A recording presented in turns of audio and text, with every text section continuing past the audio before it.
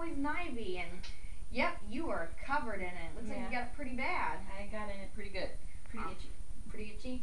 Alright, doctor wanted me to let you know that you're going to be prescribed prednisone. Have you ever taken this medication before? I have not. Okay, prednisone is a glucocorticoid. It's also known as a corticosteroid. We're going to use it to suppress the allergic inflammation from the poison ivy. I just want to ask you some questions to make sure it's okay for you to take. Okay. Do you have any allergies to prednisone? No, I do not. Are you taking any heart medications such as digoxin? No, I'm not. Okay. Because if you were, it can raise the digoxin levels to a pretty toxic level. Are you pregnant or breastfeeding at this point? No, I'm not, but I am taking the pill. Okay. Because if you were pregnant, it can cross the placenta and get into breast milk. So make sure you don't get pregnant while you're taking prednisone. Okay. But just to be safe, you want to make sure that you use extra protection while you're taking this medication. Have you been recently exposed to any infections? Do you have an infection right now? I don't, but my husband's got the flu right now. Okay. While you're on prednisone, it does lower your immune system, so make sure you take extra precautions such as washing your hands, covering when you cough. Also make sure that you don't take any live viruses such as the smallpox or the measles, mumps, and rubella while you're doing this, because it can increase your chances of getting infected. We also did a tuberculosis screen on you, and we found that you did not have latent TB, because if it did, it kind of can reactivate the latent stage of it. Do you have any high blood pressure? I do not. You do not? Okay, because prednisone can increase your blood pressure.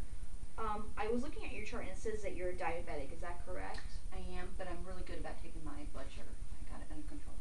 Okay. That's great to hear, because prednisone can also raise your blood sugar.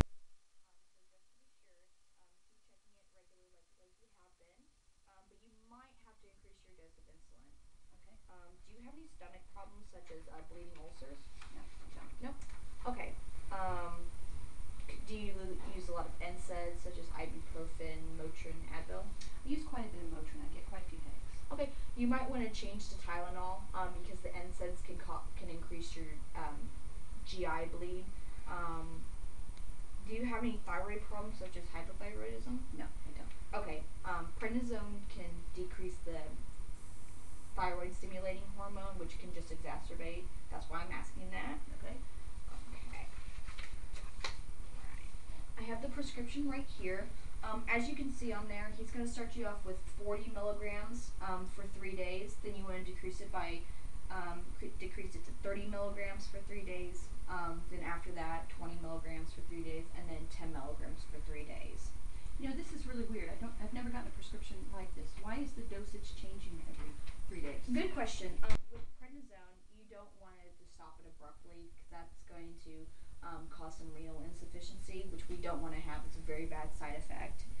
By tapering the medication, you can avoid that along with other side effects such as weakness, nausea and vomiting, headache, muscle pain, loss of appetite, and increased sweating. So make sure you take it as ordered and take it completely. Take everything, even if you start feeling better. Make sure you also take it with a meal or a full glass of water to eliminate some gastric problems that might come with it. Make sure you also take it preferably before 9 a.m. The medication can cause some sleep problems such as insomnia. Do you have any problem swallowing pills? Usually not. Sometimes if I have to take a lot of pills like this, it kind of gags me. Okay. You can crush prednisone and mix it in with food. Just make sure you take all the food as well. It can also cause some bone loss, so make sure you want to increase your dairy, milk.